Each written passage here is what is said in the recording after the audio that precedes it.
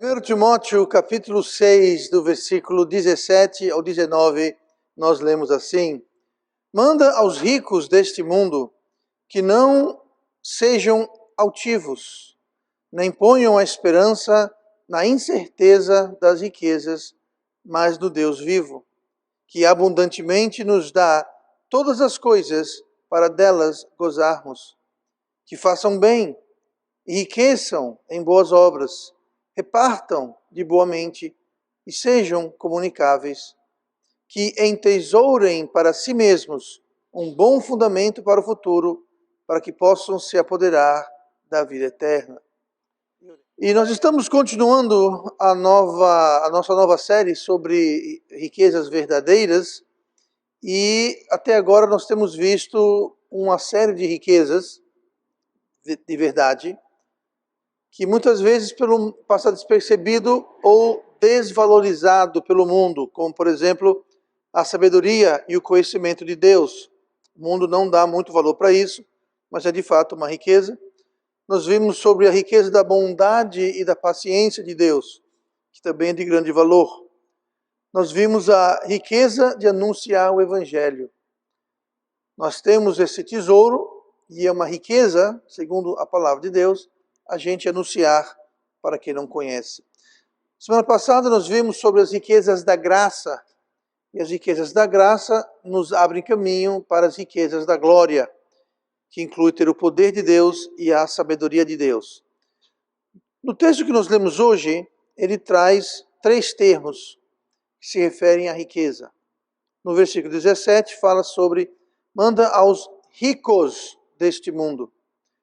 Um pouco mais adiante, fala no versículo 18, fala que esses ricos deste mundo devem enriqueçam em boas obras. Então fala sobre ricos, enriquecer, e no 19 fala que entesourem para si mesmos.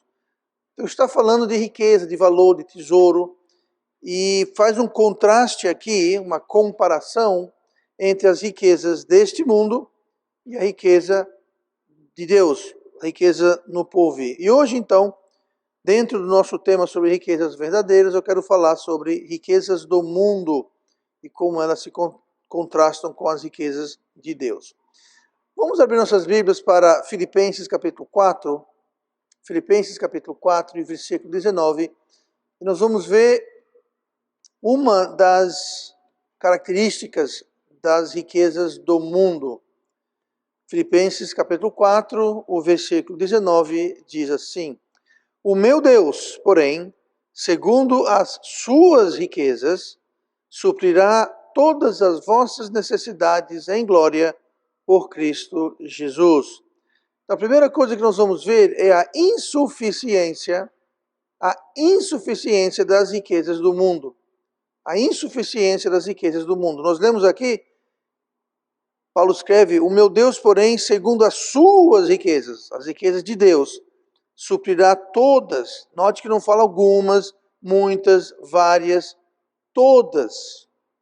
O meu Deus, segundo as suas riquezas, suprirá todas as vossas necessidades em glória por Cristo Jesus. Note que as riquezas são as riquezas de Deus. As riquezas do mundo nunca, jamais suprirão as nossas necessidades. O que nós realmente precisamos, o que nós realmente necessitamos. Pode até ser que o mundo, as riquezas deste mundo, possam suprir algumas riquezas terrenas, mas não as riquezas verdadeiras. As riquezas terrenas, dinheiro, as riquezas deste mundo podem até lhe dar dinheiro, pode lhe dar alguma medida de sucesso, fama.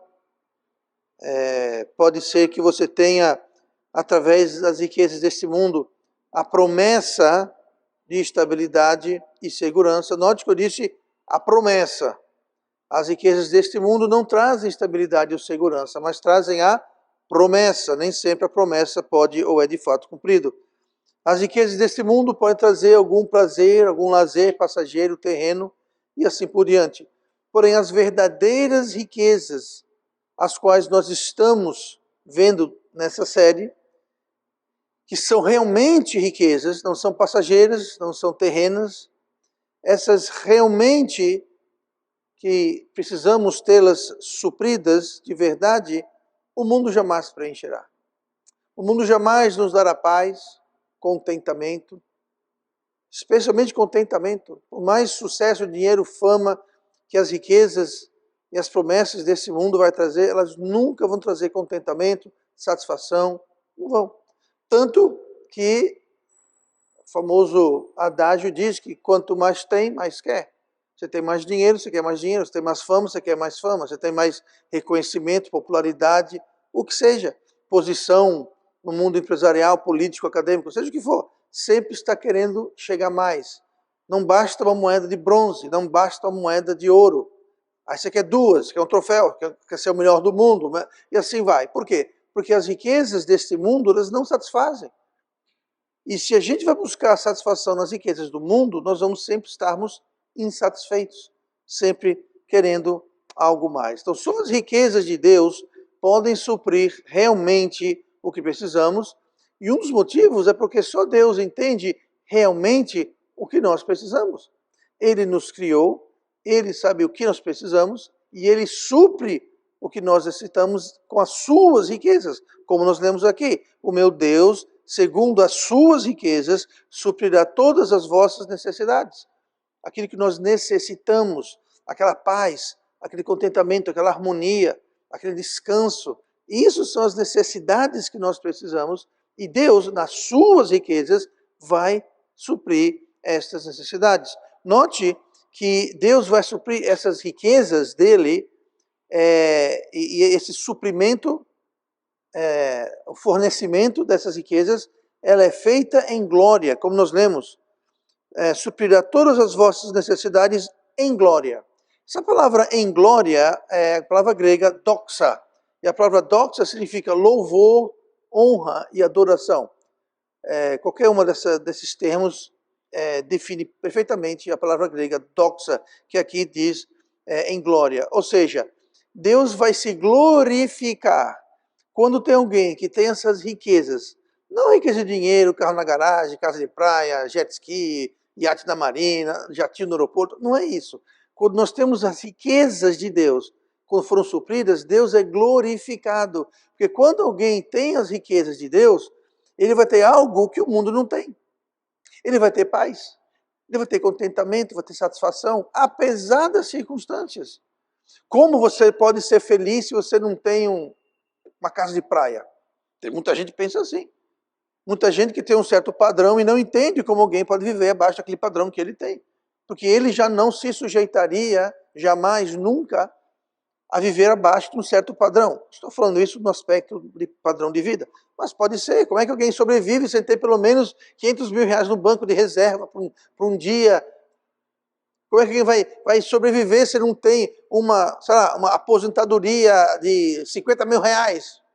Como alguém vai sobreviver? Como alguém vai ter paz sem saber que Sabe o que é isso? É alguém que não tem nada disso, mas tem perfeita paz, perfeito contentamento, está suprido de tudo. E aqui lembre-se, não quer dizer que Deus não vai suprir nossas necessidades cotidianas. Não quer dizer isso. Mas quer dizer que nós teremos o que realmente é precioso, aquela paz interior, aquela satisfação, aquele contentamento, aquela harmonia familiar, entre amigos, no lar, etc, etc. Então, essa riqueza de Deus que Ele quer suprir vai trazer glória para o nome dEle. E a gente tentar buscar satisfação nas riquezas do mundo é a mesma coisa de você estar com uma sede, terrível sede. Aí você chega na praia, você pega um copo d'água, coloca assim no mar e tenta matar a sede com aquela água do mar. Você não vai matar a sua sede. Impossível. É a mesma coisa tentar achar contentamento, satisfação, paz e harmonia com as riquezas deste mundo. Não que elas são em si erradas necessariamente, mas elas não vão satisfazer. Não há nada de errado com a água do mar, inclusive ela é até um certo grau saudável. Eu não recomendo você fazer isso, mas existe um trem de pensamento médico que você é benéfico à saúde, você pegar um pouco de água do mar, de uma fonte limpa, né? Por exemplo, não vale deixar Tijuca Ponta Verde, evite a todo custo. Mas você vai numa praia mais limpa, não poluída, você pega um pouco de água, você mistura com um pouco de água doce, água normal, e você bebe aquilo em certas quantidades, tem muitos minerais e coisas, mas aquilo não vai matar a sua sede. Então, as riquezas do mundo não são necessariamente, essencialmente erradas ou pecaminosas, mas elas não vão satisfazer. Então, elas não são riquezas nesse sentido de satisfação. Essa suficiência que nós vemos, ela vem apenas em e através de Cristo, como diz o final do versículo. O meu Deus, porém, segundo as suas riquezas, suprirá todas as vossas necessidades em glória por Cristo Jesus. Então, esse tipo de enriquecimento espiritual está disponível para quem está em Cristo Jesus. Vai ser feito por glória, em glória, por Cristo Jesus. Então, nós temos que entender que a riqueza desse mundo ela não é suficiente. A insuficiência das riquezas deste mundo. E o tema de hoje é justamente as riquezas do mundo. Número 1, elas são insuficientes. Número 2, a diferença das riquezas do mundo. Ainda no tema riquezas do mundo, quais são as diferenças? Olhe comigo para Mateus capítulo 19. Mateus 19. Nós vamos ver mais uma característica das riquezas deste mundo. A primeira que nós vimos é a insuficiência das riquezas do mundo. E vamos ver agora a diferença das riquezas do mundo. O versículo 21 de Mateus 19 diz assim: Disse-lhe Jesus: Se queres ser perfeito, vai, vende tudo o que tens e dá-o aos pobres, e terás um tesouro no céu. E vem e segue-me. E o jovem, ouvindo esta palavra, retirou-se triste, porque possuía muitas propriedades. Disse então Jesus aos seus discípulos: Em verdade vos digo que é difícil entrar um rico no reino dos céus. E outra vez vos digo que é mais fácil passar um camelo pelo fundo de uma agulha do que entrar um rico no reino de Deus. Então aqui ficou contrastado claramente a diferença entre tesouros no céu e tesouros na terra. Aqui tinha um jovem que na terra, ao que tudo indica, tinha muitas propriedades, muitos tesouros, era rico, tinha riqueza do mundo. Isso ensina errado. Tá? Isso ensina errado. Em João 18, e versículo 36, para contrastar, para fortalecer essa ideia de tesouro no céu e tesouro na terra, em João 16, 36, Jesus falou assim: Respondeu Jesus: O meu reino não é deste mundo. Se o meu reino fosse deste mundo, pelejariam os meus servos para que eu não fosse entregue aos judeus. Mas agora o meu reino não é daqui. Então veja, Jesus tem um reino que não é deste mundo. Ele tem um reino que não é daqui. Igualmente, há um tesouro que não é deste mundo. Há um tesouro que não é aqui. Há um tesouro no céu. Foi o que Jesus falou para o jovem rico. Ele disse, vende tudo o que tem, dá aos pobres, terás um tesouro no céu. Mas note que não parou por aí. Vem e segue-me. Então o problema não era que esse jovem tinha muitas propriedades, o problema não era que esse jovem era rico, tinha riqueza, o problema é outro, como nós vamos ver daqui a pouquinho. Mas ele falou, vende tudo que tem, dá aos pobres e siga-me. Muita gente fala que não acredita na Bíblia, que isso não faz sentido, então quer dizer que todo mundo tem que vender tudo que tem e dar para os outros. Não é isso que está acontecendo aqui. Tá? Havia um jovem rico, e o problema do jovem rico era o apego que ele tinha, e Jesus sabia disso, sendo Deus, por isso que ele falou, ele foi na ferida, ele foi aonde havia a questão, e ele era muito apegado à sua riqueza. Tanto que quando Jesus falou, siga-me, aí ele falou, opa, aí eu não posso vender o que eu tenho e seguir. E é uma pena, porque esse jovem veio, e esse jovem, o que tudo indica, se você ler ao redor do texto, era um jovem íntegro, moral, ético, honesto, não era alguém que era um criminoso, alguém, um ladrão, um corrupto, não era nada disso. Ele era alguém que estava inclusive buscando, ele foi a Jesus querendo saber como mais ele poderia avançar a sua vida espiritual, como mais ele poderia agradar a Deus. E o que estava impedindo ele, o que estava segurando ele, era justamente o apego que ele tinha a riquezas deste mundo. E Jesus falou, essencialmente, para você trocar um tesouro deste mundo por um tesouro do céu, tesouro de outro mundo.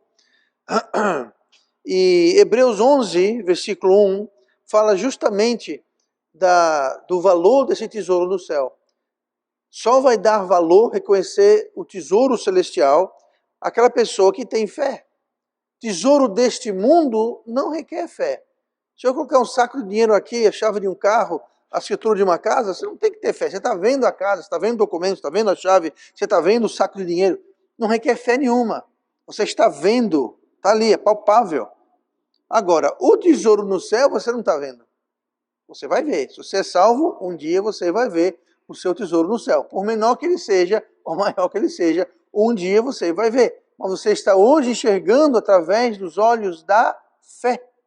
Você não está vendo com os seus olhos físicos. É diferente dos tesouros deste mundo. Lá em Hebreus 11, versículo 1, a fé é o firme fundamento das coisas que se esperam. Você espera um tesouro no céu? Você tem esse firme fundamento, essa certeza firme que há um tesouro no céu? Tem muito crente que vive como se não tem tesouro nenhum no céu, se tiver, pouco me importa. Mas a fé é o firme fundamento das coisas que se esperam e a prova das coisas que não se veem. Mais uma vez, você não está vendo o seu tesouro celestial. E tem muito crente que vai chegar no céu e vai ficar muito desapontado, vai dizer, só isso? Só isso? Não tem outro baú, não? Só tem esse baú vazio com um pouco de poeira dentro? Pois é. Viveu sem fé, sem ter a certeza, sem acreditar que haveria um tesouro, uma riqueza celestial.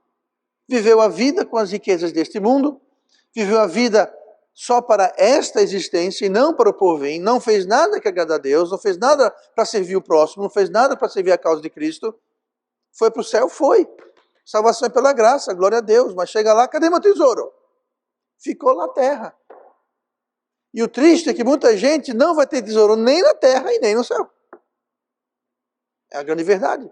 Muitos correm, vivem, se acabam, se exaustam, se sacrificam por riquezas e nunca têm. E nós vamos falar um pouquinho mais sobre isso daqui a pouquinho. Mas requer então a fé, é uma questão de fé. Então, riquezas verdadeiras são enxergadas conforme o estado da sua fé e conforme o estado do seu coração.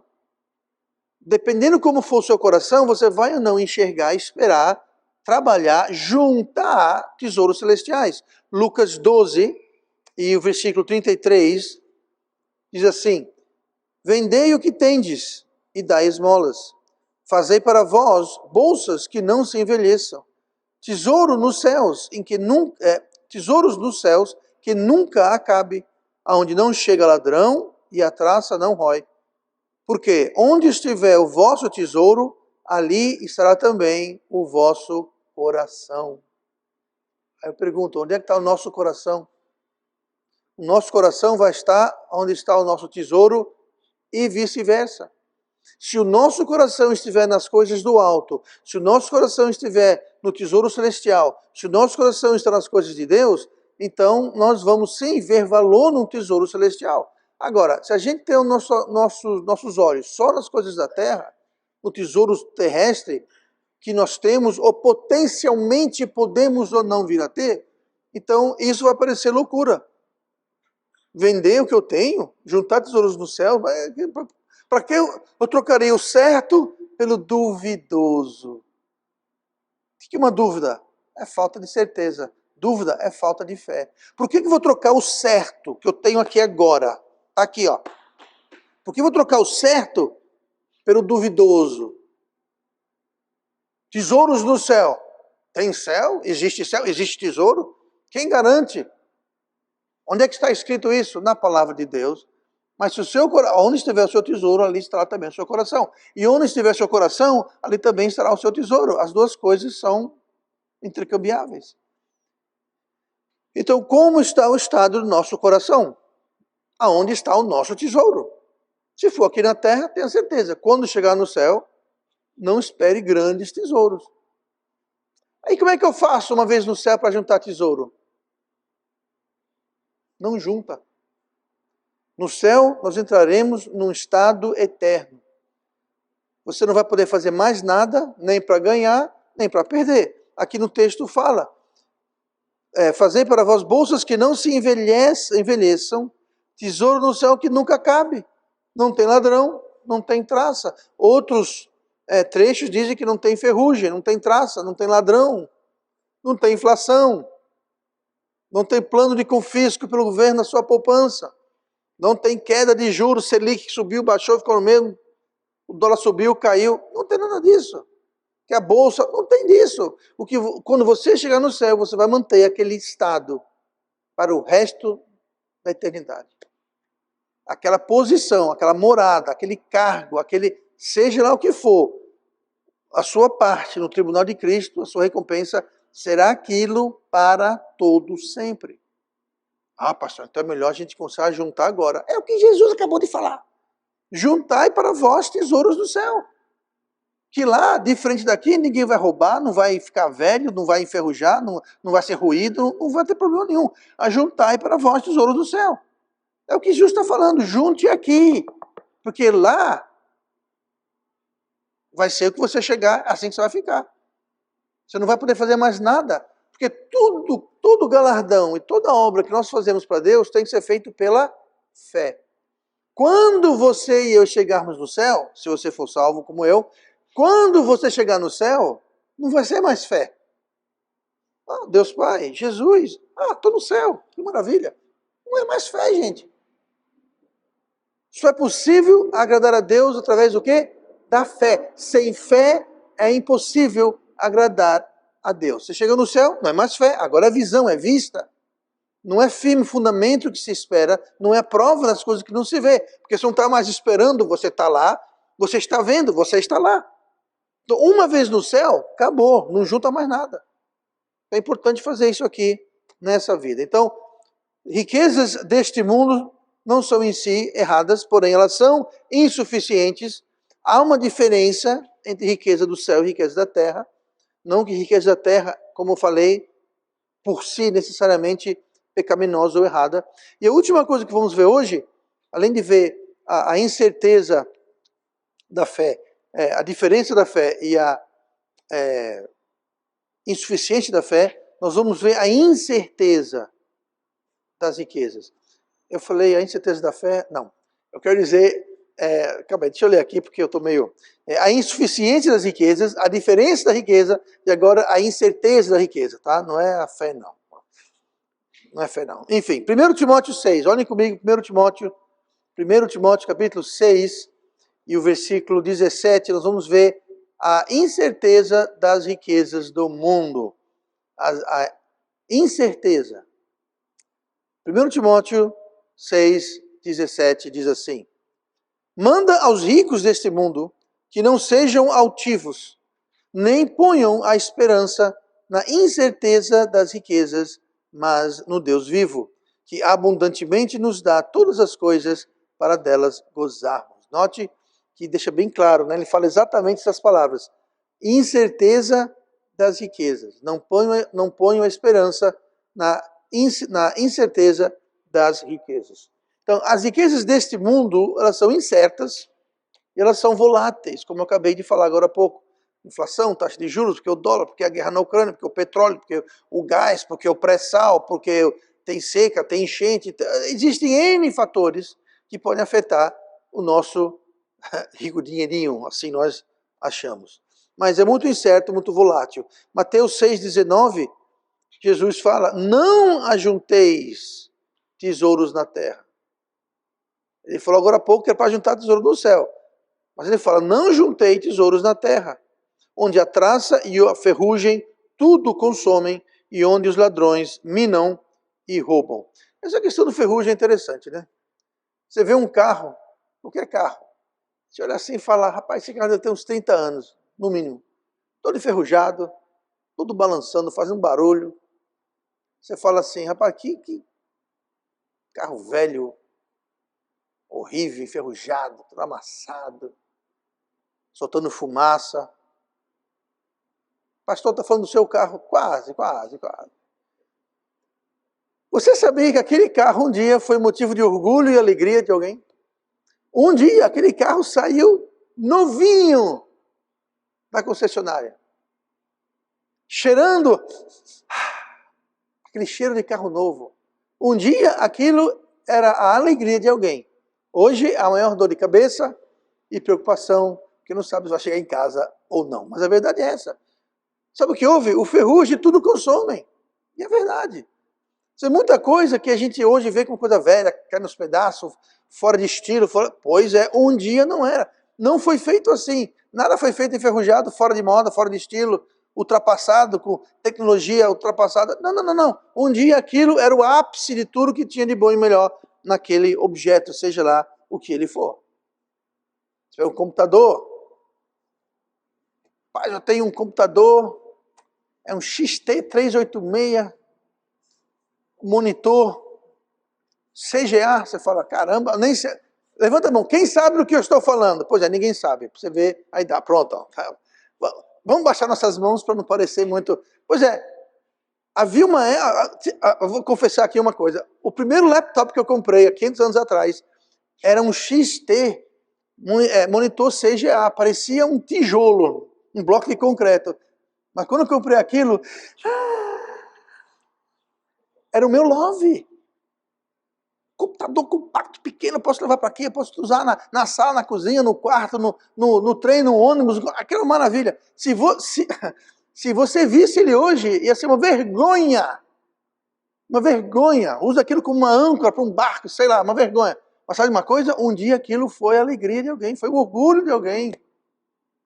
Hoje você vê os computadores fininhos, ultra rápidos, monitores coloridos e um monte de recursos que ninguém nem sonhava isso 20, 30 anos atrás. Pois é, sabe o que houve? Ficou ultrapassado. Ninguém quer nem de graça. Nem de graça. Então cuidado com o tesouro que a gente junta na terra, seja dinheiro, seja bens, seja o que for. Você tem uma casa, a casa tem que pintar, tem que tirar umidade, tem que tirar pingueira, botar telha, trocar fiação. Sabe o que é isso? Fica velho, ferruja, se gasta. Então nós temos que ter cuidado para juntar tesouro, onde Jesus falou, onde isso não vai influenciar.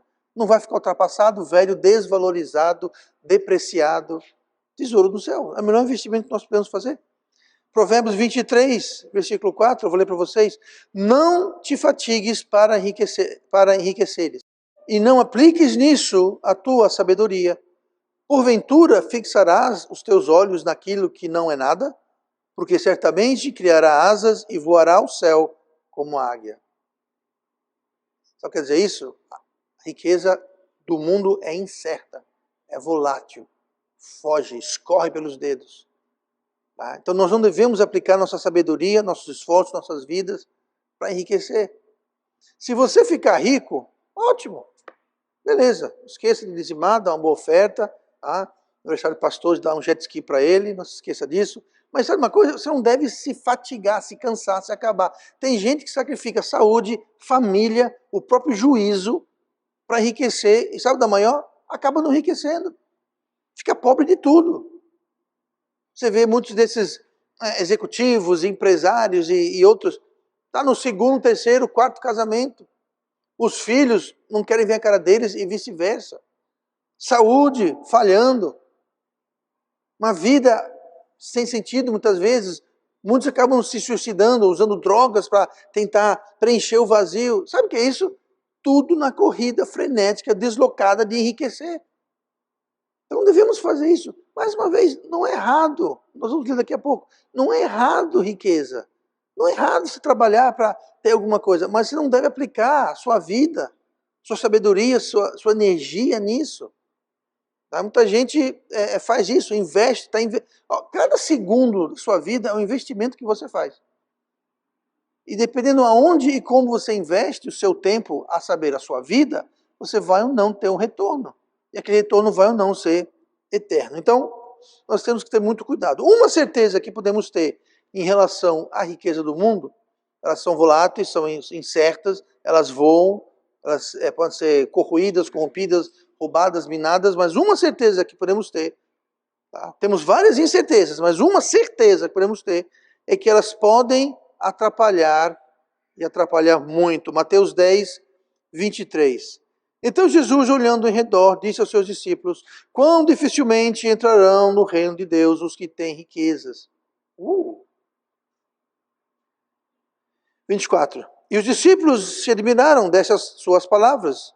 Mas Jesus, tornando a falar, disse-lhes: filhos, quão difícil é para os que confiam nas riquezas entrar no reino de Deus. Então veja que o problema de entrar no reino de Deus não tem nada a ver com ter riqueza.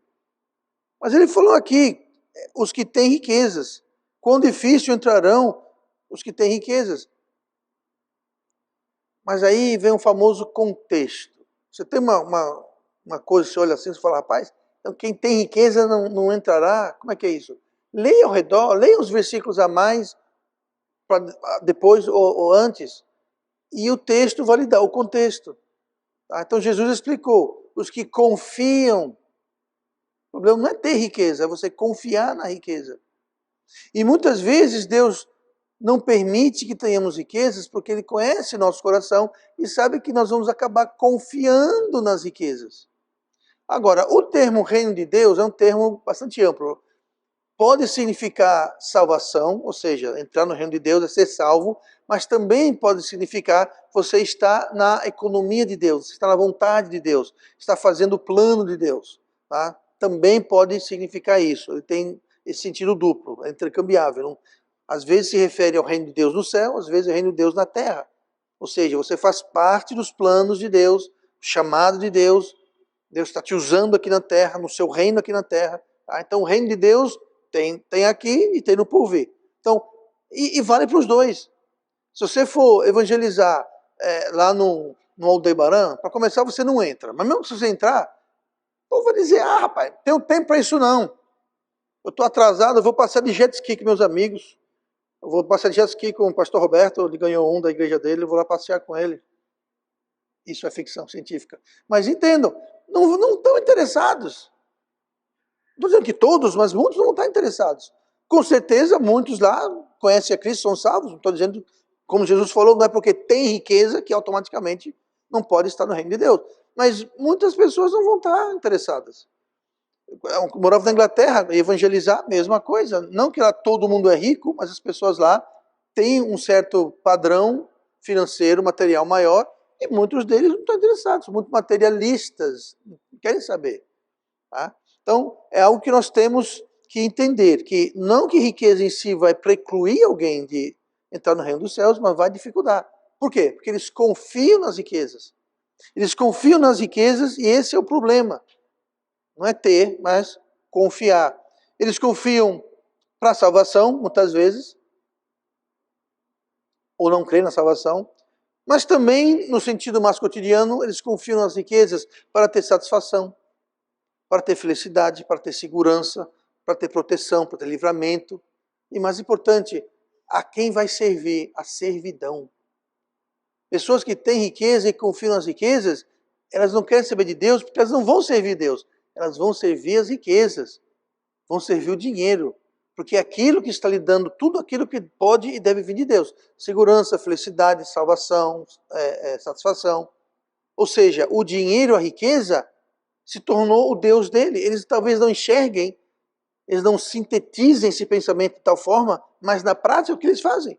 Deus, para eles, é o dinheiro, é a riqueza deste mundo. E Jesus falou isso em Mateus 6, 24.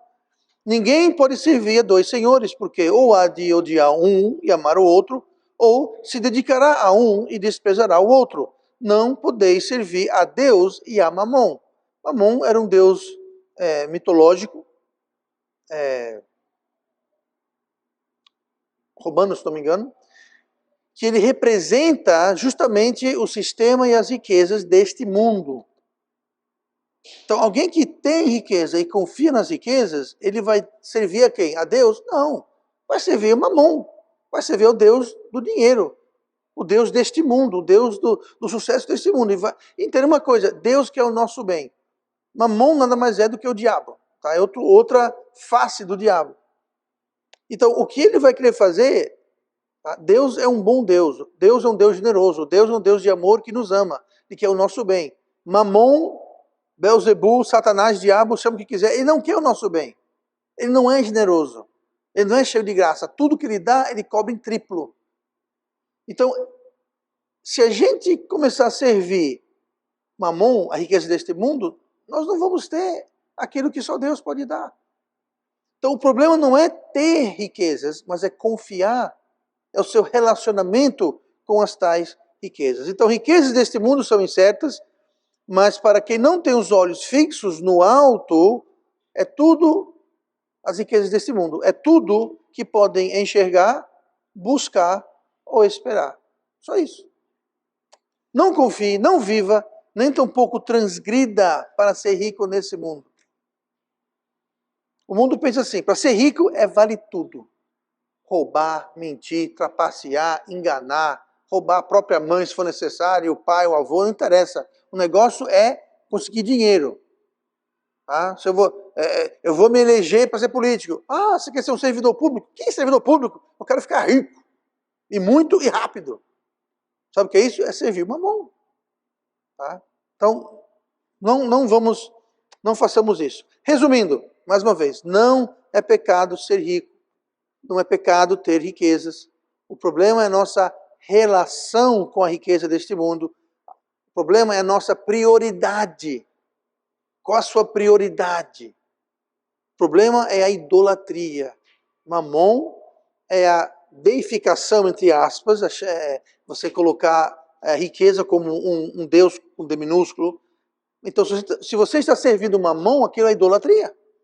Talvez você não tenha uma estátua física de Mamon que você se curva perante aquela estátua, mas a idolatria vai muito mais além de se curvar perante uma estátua. Inclusive, a idolatria começa aqui, ó. E, terminando com isso, 1 Timóteo 6, 9. Mas os que querem ser ricos, vejam, não é os que são ricos, os que querem. 1 Timóteo 6, versículo 9. Mas os que querem ser ricos caem em tentação e em laço. O que é um laço? Armadilha. Eles caem. Não é que são só tentados, eles são tentados e caem em laço.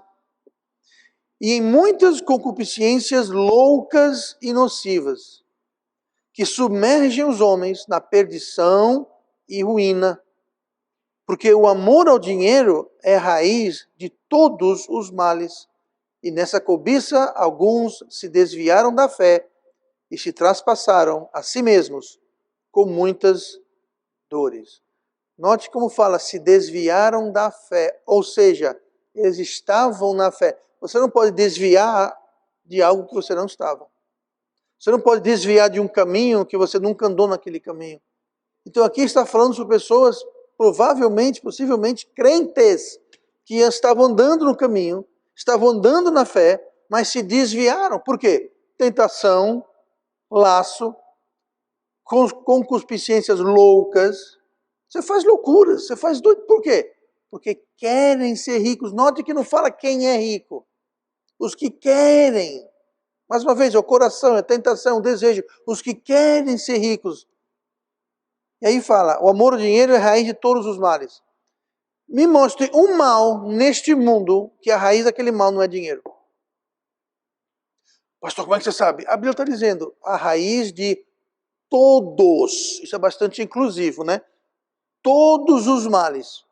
Você fuça, você cava, você arranha, você chega no fundo, tem dinheiro no meio. De um jeito ou de outro, de uma forma ou de outra, tem dinheiro no meio. Você vê o poder sedutor que o dinheiro tem. É interessante saber disso, porque a Bíblia fala sobre o próprio Satanás, sobre Lúcifer, que a pele dele é feita de pedras preciosas e metais preciosos. Então, para o diabo, riqueza, para a gente, riqueza, para ele, sabe o que é? É pele. Sabia que acho que 90% da poeira que você tem em casa é pele. Pele morta, seca, que fica flutuando. Eca, vou nem respirar mais. Pois é, nojento, né? Pois bem, poeira satânica, é riqueza humana. O que não tem valor nenhum para ele. Por quê? Que valor tem ouro no céu? Diamantes, safira, esmeraldas, ouro. Que valor tem isso no céu? Tanto que lá, segundo a Bíblia, eles usam isso para fazer os alicerces das construções. As ruas são pavimentadas em ouro. Aqui na terra, se mata e se morre, se trai, se rouba, por causa de ouro, prata, dinheiro. Lá no céu é asfalto. Lá no céu é pedra de alicerce. Tesouro celestial, tesouro terreno. Não é triste? A pessoa chegar no céu. Rapaz, eu na terra eu tinha toneladas de ouro, toneladas de pedras preciosas, um monte de folha de papel com números escritos. Aí ouro, alicerce. A gente usa para fazer o asfalto da Rua das Rosas aqui, é ouro. Fazer alicerce é pedra preciosa. Fala, caramba, eu dei minha vida, fiz tudo aquilo. Pois é, aqui não tem valor nenhum. É apenas decoração, mais nada. Aqui, alicerce é pedra rachão, é pedra grossa, misturada com cimento, ou seja, vamos dizer que não tem valor porque tem, né? Você vai construir uma casa, você percebe rapidinho que aquilo tem valor. Mas não é nenhum ouro, não é nenhum diamante, não é nenhum tesouro. O amor ao dinheiro. Os que querem ser ricos se colocam em posição de tentação, laço, muitas concupiscências loucas e nocivas que fazem mal. Por quê? Porque quer ser rico, quer dinheiro. Dinheiro número 1, prioridade. Tudo é dinheiro.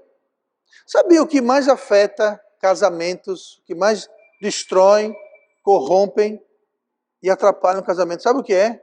Finanças. De um jeito ou de outro, é finanças. Não sempre do mesmo jeito, mas finanças. Em algum lugar tem dinheiro no meio. Impressionante. Amor ao dinheiro. O ser humano tem um apego tão enorme, justamente porque está cego, não está olhando com os olhos da fé. Está dando grande valor ao que no céu vai ser asfalto e alicerce e coisas parecidas. E vive, se mata muitas vezes, se desgasta, sacrifica a saúde, sacrifica a família, sacrifica amigos, amizades. Para quê? Criam asas e vão voar. Um dia não vai valer de nada, nada, nada, nada, nada. Então vamos ter ciência disso, vamos entender que existe riqueza no céu, existe riqueza na terra, nós não devemos querer ser ricos. Eu conheço pessoas que são ricas.